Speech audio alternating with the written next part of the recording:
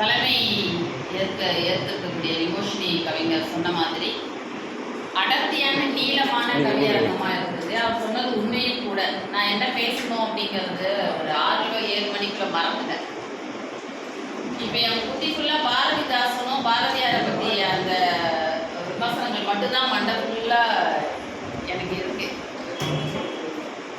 அதனால் எழுத்தாளர்கிட்ட நூலாசிரியர்கிட்ட பேசுறதுக்கு முன்னே ஒரு வேண்டுகோள் வச்சுக்கிறேன். இது ரொம்ப அருமையான புத்தகம், சாதாரண ஒரு நூல், கவிதை நூல் அல்ல. இதை பற்றி பேசுவதற்கு எங்களுக்கு ஒவ்வொருத்தவங்களுக்கும் ஒரு மணி நேரம் கொடுத்து தனியாக ஒரு விமர்சனம் கூட்டமாக வைக்கணும். நீங்கள் நூல் வெளியிட்டிருக்கலாம், பெரிய பெரிய ஆளுமைகளை கூப்பிட்டு பேசிக்கலாம். எங்களை மாதிரி சின்ன ஆளுங்களும் இதனுடைய பாதிப்போடு பேசணும் இருக்கும். எங்களுக்கு ஒரு மணி நேரம் இந்த புத்தகத்தை பேசுறதுக்கு நேரம் கொடுக்கணும் அப்படிங்கிறது தலைமை நூலாசிரியருக்கு தேவாரி பார்க்குறது. இப்போ பேசினா எல்லாம் படிக்க தனியாக தான். இன்னொரு நிகழ்வு கேட்குறாங்க. அனைவருக்கும் மாலை வணக்கம். காலச்சிற்பம் அப்படிங்கிற இந்த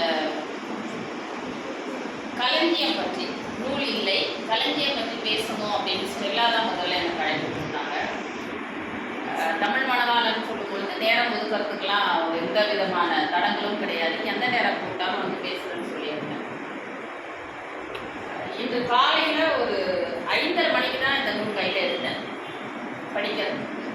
நான் அலுவலக வேலைக்கு இருந்துகிட்டே இருந்தது. காலை 8 மணிக்கு போனால் நைட்டு 10 மணிக்கு தான் வர முடியுது. கண்டெய்னர் கம்பெனிலேருந்து வீட்டுக்கு மாணவர்களாக தெரியும், அத்துக்கூடுலாம் கலந்துக்கிறதே இல்லை. அந்த அளவுக்கு வேலை நெருக்கடி அதிகமாக இருந்ததுனால இந்த நூல் முடிங்க நான் எவ்வளோ நேரம் எடுத்துருக்கேன்னு நினைக்கிறீங்க? இதை படிச்சுட்டு இதில் வந்து சில கருத்துக்களை உணர்ந்துட்டு 5:30 மணி நேரமாக நான் இதை படிச்சுட்டு இருக்கேன். காலையில் 10:30 மணிக்கு தான் நான் எனக்கு இது புத்தகத்தை கீழே வைக்கலான்னு எனக்கு தோணுது. அந்த அளவுக்கு 5:30 மணி நேரம் 10:30 மணி வரைக்கும் நான் இந்த நூலை படித்தேன். அவ்வளோ திடமான அடர்த்தியான காத்திரமான வார்த்தைகளை கொண்டு இருக்கக்கூடிய களஞ்சியம். சரியாக தான் பெயர் வச்சிருப்பாரு. இது வந்து சும்மா நூல், புத்தகம், இதழ் அப்படி எதுவுமே எந்த ஒரு வரையறைக்குள்ளேயும் வராது. தமிழ் மாணவர்கள் நம்ம எல்லாருக்கும் எவ்வளோ நாள் தெரியும், எனக்கு எவ்வளோ நல்லா தெரியும், நாங்கள் எப்படியெல்லாம் பேசுவோங்க, இங்கே இருக்கிற எல்லா நண்பர்களுக்கும் தெரியும். அதே திரும்ப அந்த வரலாற்றையும் சொல்ல விரும்பலை. ரொம்ப இயல்பானவர். நான் இப்படி தான் இதுதான் பேசுவேன். நீ என் நட்பு வட்டத்தில் தானே இருக்க, என்ன உனக்கு தெரியும், ஒன்று எனக்கு தெரியும். நான் பேசுறது தப்பா தப்புன்னு எடுத்துக்கோ, பரவாயில்ல, இதுதான் நான் அப்படிங்கிற மாதிரி பேசக்கூடிய ஆள் தான் தமிழ். என்ன வேணாலும் பேசிக்கலாம், எப்படி வேணாலும் சண்டை போட்டுக்கலாம், என்ன விமர்சனங்கள் வேணாலும் சொல்லிக்கலாம். இப்படி பண்ணது தப்புன்னு சொல்லலாம், ரொம்ப நல்லா பண்ணியிருக்கணும் பாராட்டவும் செய்யலாம். அந்த அளவுக்கு நட்புக்கு மரியாதை கொடுக்கக்கூடிய ஒரு நல்ல நண்பர். இந்த புத்தகத்தை நான் விரிச்சோன்னே முதல்ல எனக்கு கண்ணில் பட்டது பாரதி கிருஷ்ணகுமார்.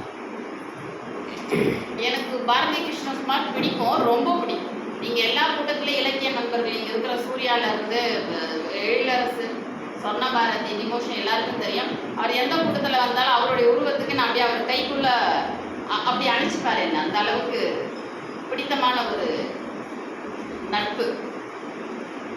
பாவேர் மலர் பத்திரிகை ஆரம்பிச்சதுக்கப்புறம் எனக்கு கிடைச்ச மிகப்பெரிய கொடுப்பினை நீங்கள் எல்லோரும் கவிஞர்களும் நண்பர்களும். அவருடைய வாழ்த்துறைன்னு சொன்னோன்னே கொஞ்சம் வேகமாக படிக்க ஆரம்பித்தேன். அடிப்படையில் நான் ரொம்ப இலக்கியவாதியோ ரொம்ப நுட்பமான வார்த்தைகளோ இல்லை சூர்யா மாதிரி மிக அழகாக கோர்வையாக அப்படி குறிப்பு வச்சுட்டு அப்படி பேசுகிற மாதிரி அல்ல. நான் மிக லேசான வார்த்தைகள் போட்டிங்கன்னா புரிஞ்சுப்பேன்.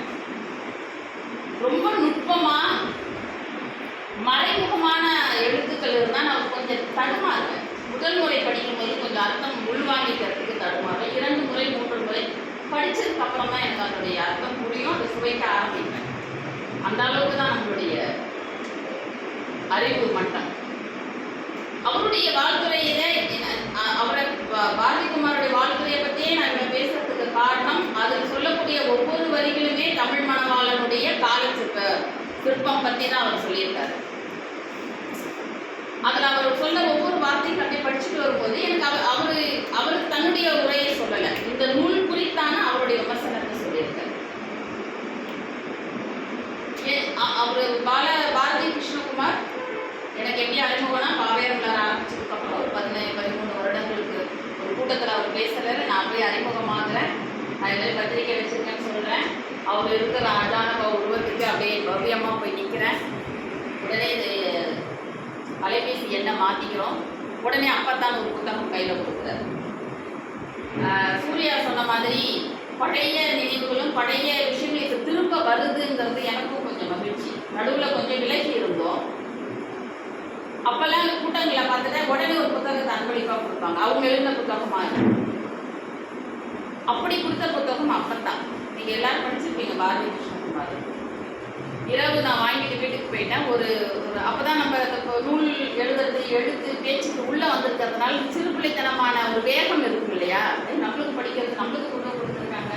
அது எவ்வளவு பெரிய எழுத்தாளர், இனிதான் முதல்ல சந்திக்கிறோம். அவர் எழுத்து அறிமுகம் உண்டு, அவர் அறிமுகம் அல்ல. படிச்சு முடிக்கிறேன். படிச்சு முடிக்கும் போது மணி இரவு 1. அழற தனி அறையில நான் உட்காந்து படிச்சுட்டு இருக்கேன். அப்பத்தாவுடைய அந்த கடையை அவருடைய இதெல்லாம் அப்படியே படிச்சு முடிக்கும் போது அவர் எவ்வளவு பெரிய புத்தகம். என்ன ஒரு உந்துதலோ 1 மணிக்கு அவருக்கு நான் ஐபிஎஸ்சியில் கூப்பிடுறேன். என்னுடைய எண் வாங்கி அப்பதான் பதிவு செஞ்சுருக்கல உடனே எடுத்தார். என்னாச்சு என்னாச்சு எதுக்கு அழுதுகிட்டே பேசுறீங்க? ஒரு ஒரு சில நிமிடங்கள் நான் பேசவே இல்லை, அழுதுகிட்டே பேசுறேன். எனக்கான மிகப்பெரிய பலமா பலவீனமானு எனக்கு தெரியாது. நிறைய இடங்களை நிகழ்த்தனா அழுகும். என்னை யாரும் வெறுப்பேற்றி அழ வைக்க முடியாது, சோகம் காமிச்சோ அழ வைக்க முடியாது, இல்லைன்னா வன்மம் காமிச்சோ குரோதம் காமிச்சோ இல்லை என்னுடைய தாழ்வு மனப்பான்மை எனக்கு ஊட்டியோ இல்லை என்னை வந்து பழி வாங்கியோ என்னுடைய 2 கால்களை பிடித்து பின்னு என்னுடைய வாழ்க்கையில இழுத்தாலும் எனக்கு அழுக வரவே வர. நீ யாரு நான் யார் பார்த்துக்கலாங்கிற மாதிரி இருக்கும். ஆனால் எந்த இடத்துல நெகிழ்வான ஒரு வார்த்தையை போட்டு அன்பா ஆசையா அரவணைப்பு கொடுத்தீங்கன்னா அழ ஆரம்பிச்சு. 1 மணிக்கு நான் அழுதுகிட்டே அவர்கிட்ட பேசுறேன். வார்த்தைகளாலேயே அரவணைக்கிறது, வார்த்தைகளாலேயே ஆறுதல் படுத்துறதுங்கள கை தேர்ந்தவர் பாரதி கிருஷ்ணன். அந்த இரவு எனக்கு மறக்க முடியாத இரவு. அந்த அளவுக்கு அனுசரணையா பேசி அவருடைய வாழ்த்துறை அதுக்கே நான் சில மணி எடுத்துக்கிட்டேன். அதை தாண்டி வரதுக்கே அவ்வளோ அழகா சொல்லியிருக்கார். தமிழ் மணவாளனுடைய அவர் மேல இருக்கக்கூடிய அதீத அன்பு அதீத நேசம் இவருக்கும் அவருக்கும் உண்டுங்கிறது எனக்கு தெரியும். அதை அப்படியே ஒவ்வொரு வரிகளையும் அவர் வெளிப்படுத்தியிருக்காரு. 14 பக்கத்துல இத்தனை வரிகள்ல இந்த கவிதைக்கு எடுத்து படிச்சுக்கணும் அவர் சொல்லவே இல்லை ஒரு இடத்துலையும். இப்ப நம்ம விமர்சனமோ வாழ்த்துறை எழுதும் போது இந்த கவிஞருடைய இந்த 4 வரிகளை படித்து பாருங்கள், மிக அருமையாக இருக்கும் நம்ம சொல்லுவோம் இல்லையா? ஒரே இடத்துலயும் அவர் சொல்லலை. ஆனா அவருடைய வாழ்த்துறையை முழுவதும் படிச்சீங்கன்னா தமிழ் மணவாளனுடைய எல்லா கவிதைகளும் அது உள்ள இருக்கும். அவர் இடத்துல சொல்றாரு எதிரி துரோகி பத்தி. ஒரு இடத்துலயும் இந்த கவிதை தமிழ் கவி படிங்க, இதுல வந்து எதிரினா என்ன துரோகினா என்னன்னு கொடுத்துருக்காங்க. எதிரியா இருக்கிறது ரொம்ப கஷ்டம். ஒருத்தருக்கு என்னுடைய தொழில் ரீதியாகவோ இல்லை இலக்கியத்துல நான் பேசுற பேச்சுக்கு யாராவது எதிரியா இருக்கோம்னா நமக்கு சமமா இருக்கணும். நம்ம என்ன பாதையில போறோமோ அந்த பாதையில அவங்க வரணும். நம்ம எங்கெல்லாம் சூட்சுமம் தந்திரங்கள் பண்றோமோ அதெல்லாம் அவங்க செய்யணும்.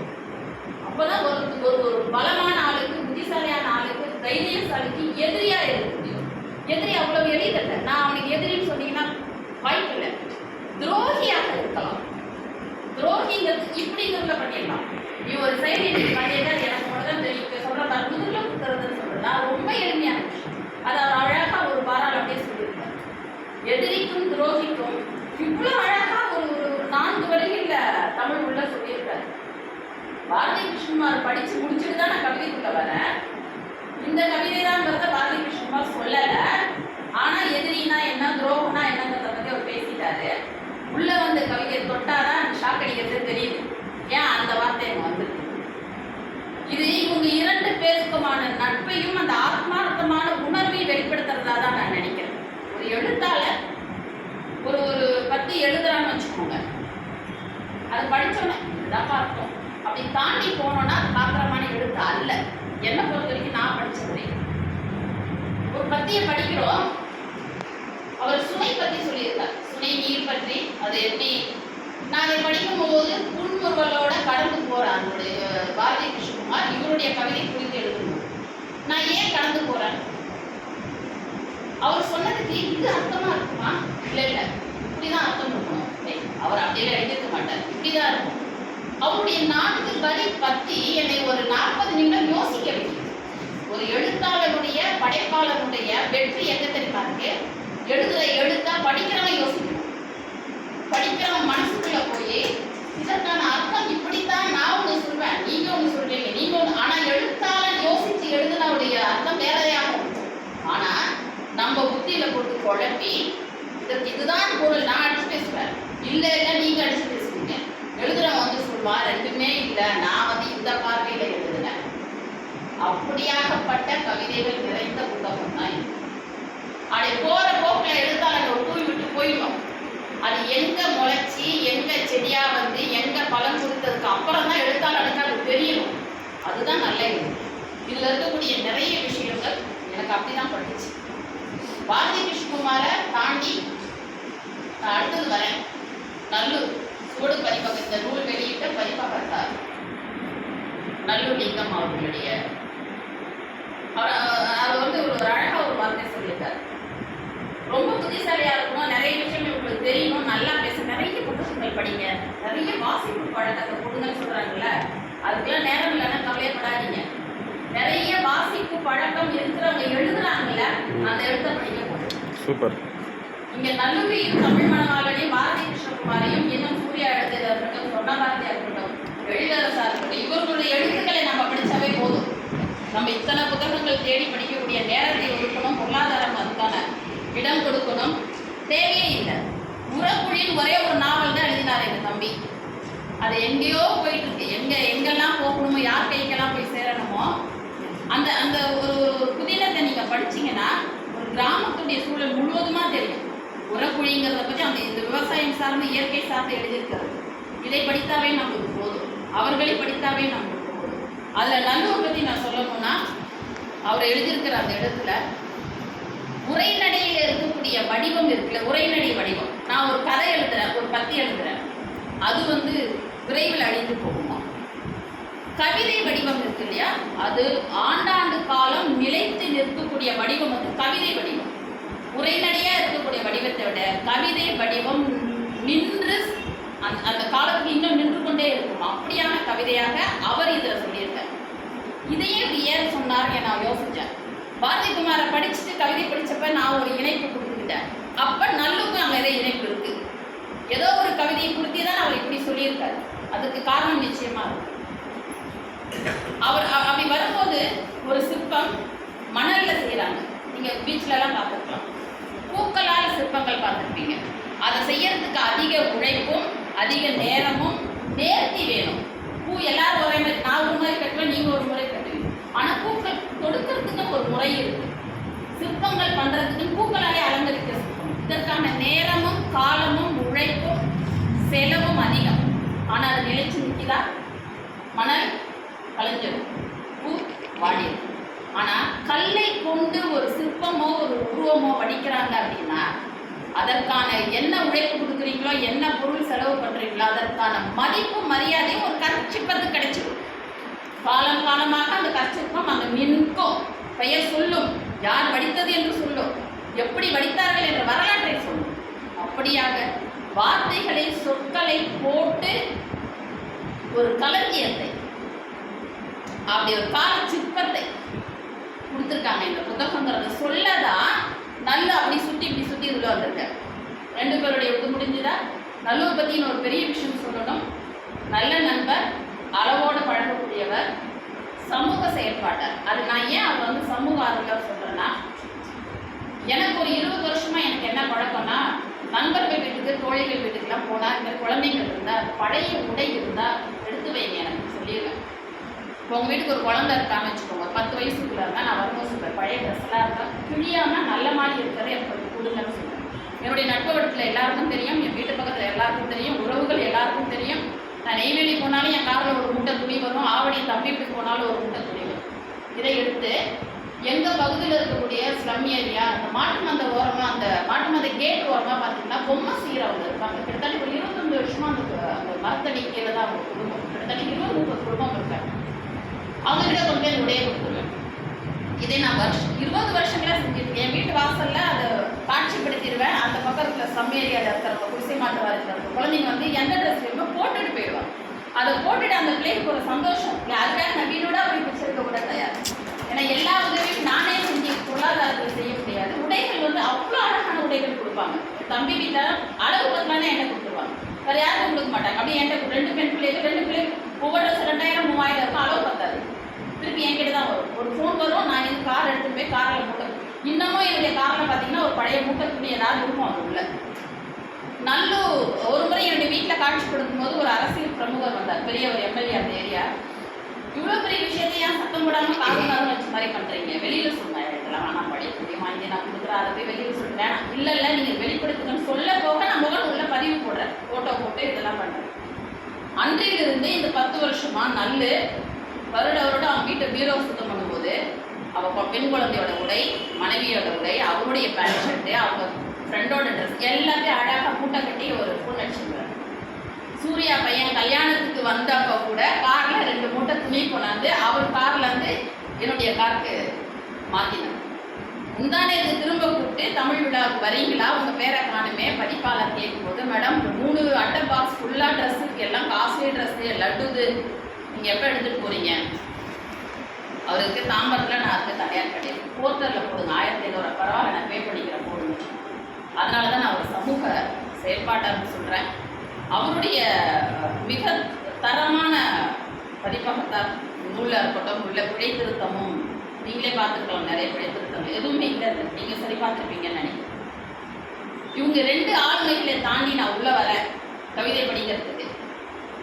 தமிழ் மணவாளங்கிற உருவம் எனக்கு தெரியும், அவருடைய உள்ளம் எனக்கு தெரியும், அவர் எப்படிப்பட்ட ஆளுமைங்கிறது எனக்கு தெரியும். நீளும் கைகளும் அவருடைய மொழிபெயர்ப்பு அந்த வழக்கு மன்றத்துடைய ஆணை தமிழாக்கம் பற்றி எனக்கு தெரியும். அந்த பார்வையெல்லாம் எனக்கு அப்படி தூக்கி வச்சிருச்சு இருக்க கவிதை. உண்மையாகவே நான் படித்து முடிச்சுட்டு இவருக்கு ஒரு வாட்ஸ்அப்பில் ஒரு மெசேஜ், வாய்ஸ் மெசேஜ் அனுப்பிச்சேன் காலையில். 10:30 மணிலேருந்து சாயந்தரம் 5:30 மணி வரைக்கும் என்னால் காத்துட்டு இருக்க முடியல. வந்து இங்கே பேசுறதுக்கு முன்னே எனக்கு அதை உடனே அவர்கிட்ட உடனே பகிர்ந்துக்கணும். அலைபேசியில் பேசியிருக்கலாம், நான் ஒன்று பேச போகும்போது அவர் எதில் பேசும்போது என்னுடைய அந்த ஓட்டம் தடைப்படும். அப்படியே எடுத்தேன், கண்ண முடியல. நான் 5 மணி நேரமாக உட்காந்து இது என்ன படிக்கிறேன் என்ன செய்யறேன் அதை அப்படியே ஒரு பதிவு பண்ணேன், அனுப்பிச்சிட்டு அமைதியாக இருந்துட்டேன். அது இந்த நூலுக்கு நான் கொடுக்கக்கூடிய மரியாதையும் எனக்கான திருப்தியும். நான் ஒரு நல்ல நூலை, நல்ல ஒரு அறுசுவையோடு இருக்கக்கூடிய ஒரு உணவை நான் சாப்பிட்டேன். நான் எந்த கல்யாணத்துக்கு எந்த உணவகத்துக்கு எங்கே போனால் சாப்பாடு வந்து உடனே அடுப்பை தேடி நல்லா இருந்தது, இது ரொம்ப நல்லா இருக்குது, எப்படி செஞ்சீங்கன்னு நான் செய்ய போகிறதில்ல, அவங்களுக்காக அதை கேட்டுட்டு வருவேன். அப்படியாக ஒரு அறுசுவை நிறைந்த ஒரு நூலாக நான் இதை பார்க்குறேன். இதில் நிறைய கவிதைகள் நீங்கள் தயவு செய்து படிங்க, பொறுமையாக என்னை மாதிரி நேரம் ஒதுக்கி ஒவ்வொரு வரிகளாக புரியல அப்படின்னாலும் திரும்ப படிங்க. தமிழ் மணவாளன் 100 கவிதைகள்லாம் இல்லை 50 கவிதைகள் நீங்கள் எடுத்த உடனே புரியல. 2 முறை படித்தேன், 3 முறை படித்தேன் சில கவிதைகளை, சிலது அப்படி தாண்டி போயிட்டேன். அப்பா பற்றிய கவிதை அதெல்லாம் வேற வேற வேற மாதிரியான கவிதைகள், அதெல்லாம் நீங்கள் எல்லாருமே படிக்கணுங்கிறதுனால தான் நான் இவ்வளோ குறிப்பு வச்சிருந்தாலும் கவிதைகளை உங்களுக்கு சொல்லலை. எத்தனை கவிதைகள் எடுத்து வச்சிருக்கேன். எதிரி பற்றி, துரோகம் பற்றி, அப்பா பற்றி, வழி அனுப்பும் வாழ்க்கையின் பங்கா, அங்கம் வாழ்வின் அங்கம், வழி அனுப்புவது வாழ்வின் அங்கம், அதெல்லாம் வேற மாதிரியான சிந்தனைகள். அது எப்படி உங்களுக்கு தோணுச்சு, எப்படி இப்படி சினிமாவில் இருக்கிற மாதிரி இப்படி உட்காந்து அப்படியே பேனா எடுத்து எழுதிருவீங்களா? அது நான் உங்கள் கூடவே இருக்க ஒரு நாள் பார்க்கணும், எப்படி நீங்கள் கவிதைக்கான கருவை பிடிக்கிறீங்க, எப்படி உட்காந்து எழுதுறீங்க அப்படிங்கிறது பார்ப்பது மட்டுமல்ல, கற்றுக்கவும் செய்யணும். எழிலரசு சொன்ன மாதிரி, சூர்யா சொன்ன மாதிரி, விமோஷினி சொன்ன மாதிரி ஒரு பெரிய ஆலமரத்தை இங்கே உருவாக்கி ஒவ்வொருத்தங்களாம் அமைச்ச மாதிரி உங்களுடைய ஆலமரத்தில் நானும் வந்து ஒரு சின்ன ஒரு குருவியா, சிட்டுக்குருவியா உட்காரணும் அப்படின்னு நான் பெரிய குருவி கழுகளவு இருந்தாலும் பரவாயில்ல, ஆலமரத்தில் எல்லா பறவைகளும் வரதானே செய்யும், அப்படி வரணும்னு நான் விரும்புகிறேன். அந்த அளவுக்கு இது ஒரு சில இடங்கள் என் நட்பு வட்டங்களுக்கு தெரியும். எனக்கு ரொம்ப பிடிச்ச மாதிரி பேசிட்டாங்க. நான் இப்போ நிமோஷினி வந்து சூர்யாவை ரொம்ப ரசித்து ஒரு நிழல் படம் எடுத்தார். எனக்கு செம்ம காண்டா இருந்தது. பக்கத்தில் நான் உட்காந்துருக்கேன், என்ன எடுக்காமல் பின்னாடி இருக்கிறவங்க எடுத்திருக்காங்க. அந்த படம் அவ்வளோ நல்லா இருந்தது. நான் அப்படி பார்க்கவே இல்லை, திரும்பிட்டேன், பாரு நல்லா பார்க்க முடியாது, நல்லாவே இல்லை. ஆனால் ரொம்ப அருமையாக ஒரு படம் எடுத்திருந்தார். அப்போ இப்போ நான் என்ன சொல்கிறேன்னா, அந்த மாதிரி சமயத்தில் நான் ரொம்ப ரசிக்கிறேன், ரொம்ப விரும்புகிறேன் அப்படின்னா நான் ஒரு வார்த்தை சொல்வேன். அது தப்பான வார்த்தை என்ன எனக்கு தெரியாது. இந்த நூலில் 2-3 இடத்துல நான் வார்த்தையை சொன்னேன். என்ன சொல்வேன்னா, அடங்கொய்யால அப்படின்பேன். அலுவலகத்துலையா இருக்கட்டும், நட்பு வட்டத்துலையா இருக்கட்டும், கெட்ட வார்த்தை இல்லை. அது பேசும்போது எங்கள் ஆஃபீஸில் மாறி பார்ப்பாங்க. நானே சொல்லிக்கிறேன், அடங்கொய்யால என்னடா மனுஷனா இவன் என்ன அப்படி எழுதியிருக்கான் அப்படின்னு நான் பாட்டுக்கு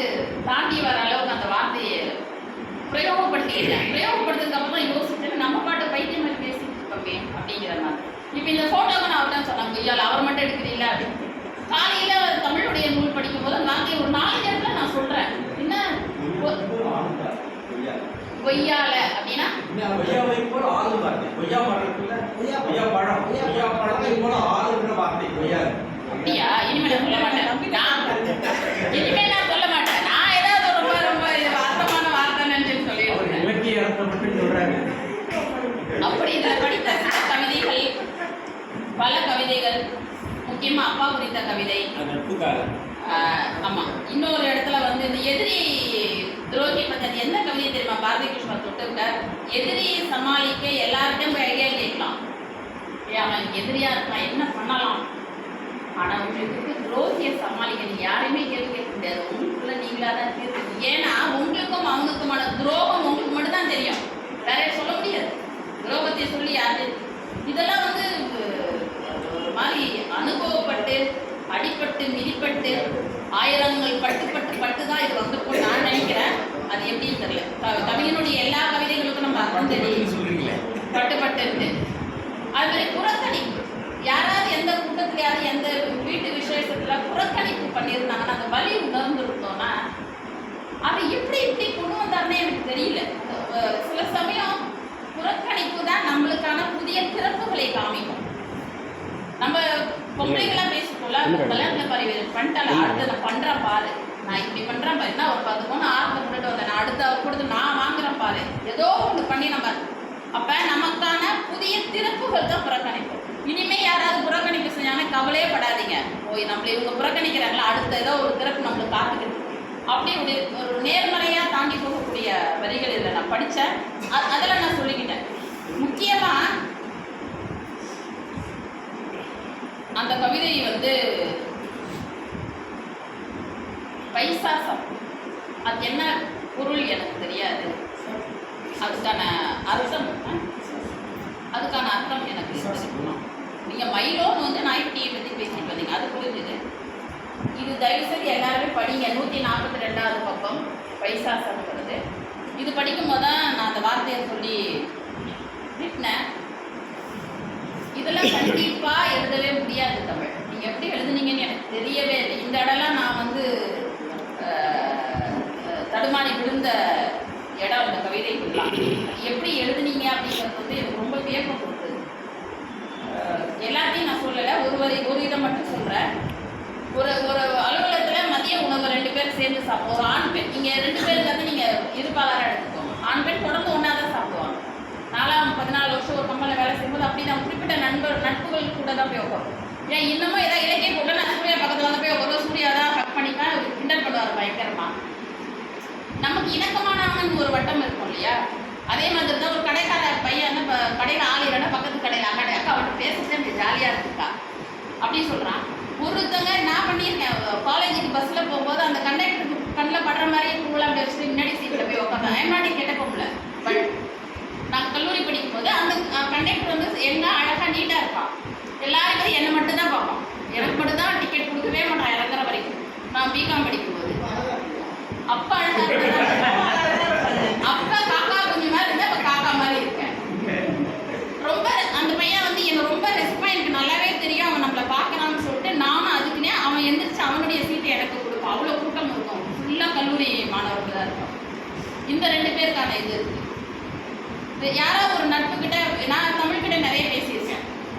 இந்த விஷயத்த உங்ககிட்ட சொன்னால் கொஞ்சம் மனசுக்கு சொன்ன பாரதி கூட நிறைய வண்டியில் பயணிக்கும் போது சொல்கிறேன், சொன்ன பாரதி இந்த விஷயம் உங்ககிட்ட சொன்னேன், ஒரு மாதிரி மனசு ஃப்ரீயாக இருக்குது. நட்பு உண்டு இல்லையா? எப்படிங்க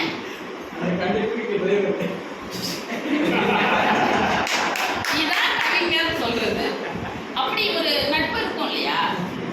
அலுவலகத்திலேயே சில ஆண் நண்பர்கள் இருப்பாங்க, வாங்க பீச்சுக்கு போகலான்னு அப்படி ஏதோ சொல்ல போகும்போது அப்போ சொல்லாமல் வந்துடும். இப்போ அது அப்போ இருந்தே கடையினர் தான். அது மாதிரி முன்னெல்லாம் வந்து வெறும் இந்த லேண்ட்லைன் மட்டும்தான். காலையில் ஆஃபீஸ் நான் போன உடனே எனக்கு ஒரு 11 மணிக்குள்ள இன்னொரு கம்பெனிலேருந்து ஒரு ஃபோன் வரும். வேலையே இருக்குது, அவங்களுடைய கண்டக்டர் நாங்கள் தான் ரெஃபர். நான் சொல்கிறது 95, 96. அந்த ஒரு ஃபோன்ஸ்க்காக வெயிட் பண்ணுவோம், யார் எடுக்கிறது முதல்லன்ட்டு. நான் எடுத்த மாட்டேன், ஹலோ சொல்லுவாங்க, வேற யார் இடத்த வச்சுருவாங்க போனேன். அப்போ வான்மதி உங்கால் தான், அந்த வயசு என்ன, உயரமா, கரு ஒன்றுமே தெரியாது. அப்போ எதுவுமே கிடையாது. இல்லை நான் சொல்கிறது 95, 96. அப்போ எனக்கும் அந்த முகம் தெரியாத குரலுக்கு ஒரு நட்பு இருந்தது. அவர் ஃபோன் வந்தால் நான் ஜாலி ஆகிடுவேன், ஒரு மாதிரி ஃப்ரெஷ் ஆகிடுவேன். சொன்னது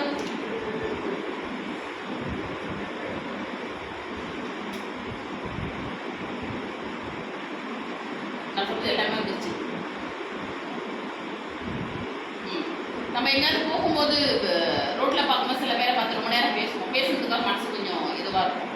இந்த இதெல்லாம் சொல்லிட்டு கடைசியில் வைக்கிறார் பாருங்க ஒரு புள்ளி, புள்ளி இல்லை குத்து, ஆப்பு சொல்லுவாங்கள்ல, அது மாதிரி பரஸ்பர இணக்கத்துடன் எனக்கு உனக்கு பிடிச்சிருக்கு, பிரியத்தின் பேரில் ஏதோ ஒரு விஷயம் ஒன்று எனக்கு கவருது, எனக்கு ஒன்று கவருது. பேசிக்கொண்டும் சிரித்துக் கொண்டும் கபடமற்று இருக்கும் இவர்களை பற்றி எங்கோ யாரோ சொல்லிக் கொண்டிருக்கிறார்கள் கள்ளக்காதலில். அது இது படிக்கும்போது தான் கடைசி கொஞ்சம் என்னடா மனுஷன் இவன் எங்கேயோ சொல்லி எங்கேயோ கொஞ்சம் நிறுத்திட்டானேங்கிற அந்த வேகம் எனக்கு வந்தது. எப்படி இது என்னால் யோசிக்கவே முடியல அந்த இதுவை. ஆனால் உண்மை, நடைமுறை உண்மை, நடந்து கொண்டிருக்கிற உண்மை, காலம் காலமாக ஆண் பெண் நட்பு இருக்கிற வரைக்கும் நடக்கும். என்ன வேணாலும் என்ன வயசு வேணாலும் இந்த வார்த்தை உலகம் இருக்கிற வரைக்கும், ஜனங்கள் இருக்கிற வரைக்கும், மக்கள் இருக்கிற வரைக்கும் இந்த வார்த்தை இருக்கதான் செய்யும்.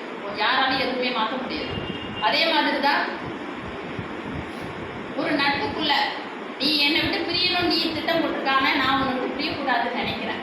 ஆனால் ஒரு சின்ன விஷயமா பேசிக்கும் போது மோதி விடாமல் செல்லேன் என்று மேலே வந்து இது இவர் சொல்றது அந்த நடக்கிற நாடகத்தை அல்ல, அதை புரிஞ்சுக்கணும். கவிஞருடைய சூட்சுமை இங்கே தான் இருக்கு. இப்போ நான் சொல்றது நேரடியான விளக்கம் எடுத்துக்க கூடாது. அது உள்ள இருக்கக்கூடிய நட்பு, எதிரி, துரோகம், பஞ்சம், குரோதம், அதை நீங்க எடுக்கணும். மோதி விடாமல் செல்லேன் என்றுதானே மென்மையாய் விண்ணப்பித்தேன். உண்மையா சொல்றேன், கொஞ்சம் மோதாத போகப்பா அப்படிதான் நான் சொன்னேன். அதுக்கு எதிரில் இருக்கவங்க என்ன சொல்லியிருக்கணும், இப்போ இப்போ தெரியாம மாட்டேன் அதான் சொல்லணும். அப்படி மோதாம போனா நீ போ, விலகிக்கோ. புரியுது என்ன சொல்றது? எதிரில் வரியே இடிக்காம போமான்னு சொல்றதுன்னா சரிப்பா நகர்ந்து போகிறது. அதுக்கு வந்து முழுவதுவாய் விழுந்து விடுவதே அதற்கான சாத்தியமே எத்தனை சாதுரியமான வித்தைக்காரங்க. எனக்கும் உனக்குமான நட்பை கட் பண்ற மாதிரி நீ அங்க சொல்ற. இது ஒரு சம்பவம், எங்கேயோ யார்கிட்டயோ வாங்கின அடி, எங்கேயோ வாங்கின முதுகு குத்தல், எங்கேயோ வாங்கின துரோகத்தின் சாயல் இந்த 4 வரியில் எனக்கு தெரியும். இதுதான் கவிஞருடைய சிறப்பு. நான் என்ன சொல்ல வரேன்னா நேரடியாக அப்படியே எனக்கு பசிக்குதுப்பா சாப்பாடு போடுங்க, அதுவல்ல கவிதை. உங்களுக்கு சட்டம் புரியக்கூடாது. நீங்க மண்டையை உடச்சு யோசிக்கணும். நான் அப்படியே ஈஸியாக எழுதிடுவேன், நீங்க ஈஸியாக புரிஞ்சுக்க முடியுங்களா? நான் அவ்வளோ கஷ்டப்பட்டு எழுதுறேன், நீங்க அதை எப்படி எளிதாக புரிஞ்சுக்கிட்டேன். நீங்க யோசிங்க, நான் என்ன சொல்ல வரேங்கிறத நீங்க புரிஞ்சுக்கணும். இந்த புத்தகம் முழுவதும் அப்படிதான் இருக்கு. சில கவிதை புத்தகம் 4 கவிதை நல்லா இருக்கும், 2 கவிதையை தாண்டி வந்துடலாம். இதை படிக்க படிக்க தமிழ் மனநிலையில நான் யோசிக்கிறேன், இந்த இடத்துல தான் அப்படி யோசிச்சிருப்பேன். இல்லை இல்லை இல்லை இந்த நட்பு கிட்ட தான் ஏதோ சண்டை, இல்லை நம்ம ஏதாவது சொல்லிட்டோமா, நம்ம கிட்ட வருது, இப்படியெல்லாம் நம்ம யோசிக்க வைக்கிறதுல அங்கதான் வெற்றி. இந்த நூல் மிகப்பெரிய வெற்றி. நான் என்னுடைய குரல் வழி செய்தி அவர் திரும்ப கேட்டானா அதை சொல்லியிருப்பேன். நீளும் கைகளுக்கு எப்படி நீங்க அரசு கவனத்துக்கு போச்சோ அதே மாதிரி இந்த புத்தகம் அரசு கவனத்துக்கு போகணும். இது மட்டுமல்ல, நீங்க எழுதக்கூடிய எல்லா நூல்களும் அரசு கவனத்துக்கு கண்டிப்பாக போகணும். வெளியிலரசு சொன்ன மாதிரி புத்தகத்தை போட்டுட்டு அப்படியே வைக்கிறது வந்து இப்போதைக்கு நடக்காது. பூ கடைக்கே விளம்பரம் தேவை, மீன் கடைக்கே விளம்பரம் தேவை. நம்மளுடைய எழுத்தை, நம்மளுடைய நூலை நம்ம தான் உள்ள கொண்டு போய் சேர்க்கணும். எழுதி கொண்டு போய் பரவல வைக்கிறதுனால மட்டும் ஒரு கவிஞருடைய திறமை தெரிந்து விடாது. அதனால் நீங்கள் கண்டிப்பாக இன்னும் நிறைய இடங்களுக்கு கொண்டு போங்க. பத்திரிகை மூலம் நாங்களும் இதை எங்கெந்த விமர்சனம் கொண்டு போக முடியுமோ கொண்டு போக முயற்சி செய்கிறோம். சில நாளிதழ்களை விமர்சனத்துக்கு எடுத்து கொண்டு போய் கொடுக்கறதுக்கு எங்களால் என்ன முடியுமோ அதை நாங்கள் செய்கிறோம். நிறைய இடத்துல வந்து நட்பு, எதிரி, துரோகம் பற்றி நிறைய எழுதியிருக்கீங்க. அன்பு என்னும் பெயரால் என்னை அவமானப்படுத்துவாய் எனில், அன்புங்கிற பேரில் என்னை அவமானப்படுத்தி அந்த அன்பில் தீவை. இதெல்லாம் வேற மாதிரி யோசிச்ச விஷயங்கள். எல்லாரும் அரசியல் செய்கிறார்கள். நண்பர்கள் என அறியப்படுவோர் நுட்பமாய், எதிரி நுட்பமாய், நண்பர்கள் வந்து நுட்பமாய், எதிரிகள் நேரடியாய். அதனால் என்ன வாழ்ந்தாக வேண்டுமே. இது எல்லாமே பாதிப்பு கொடுத்த, என்னை ரொம்ப யோசிக்க வச்ச கவிதைகள். வழியெடுப்பது வாழ்வின் வாங்க, அதுவும் நீங்க படிங்க. பணி ஓய்வு பெற்றவனுக்கு நான் சொன்னேன், எப்படா முடிச்சிருக்கான் அந்த கடைசி வரியில கொண்டு வந்து ஒரு ரிட்டையர்மெண்ட் ஃபங்க்ஷன்ல எப்படி அவங்க ராஜா மாதிரி உட்கார வச்சு மாலையெல்லாம் போட்டு வழி அனுப்பி கடைசியில் போய் ஒரு டீ கடையில் நிற்கிறான், டீ குடிக்கிறான். இப்போ நம்ம மேடையை விட்டு இறங்கி வந்துட்டோம், இன்னையோட சர்வீஸ் முடிஞ்சிச்சு, நாளைக்கு வீட்டில் தண்டை சொல்லுவாங்க, காலைல வேலை செய்வேன், என்ன பண்ணுறதுன்னு தெரியல. இனிமேல் நமக்கு எதுவுமே சொந்தம் இல்லை, இந்த அலுவலகம் சொந்தம் இல்லை, டிஸ்பிளே இறக்க முடியாது, ஆஃபீஸ் போக முடியாது, டேபிள் கிடையாது, ஃபைல் கிடையாது, சேர் கிடையாது, நட்பு கிடையாது. கடைசியில் இந்த டீக்கு குடிக்கிற கப்பு மட்டும்தான் இல்லை.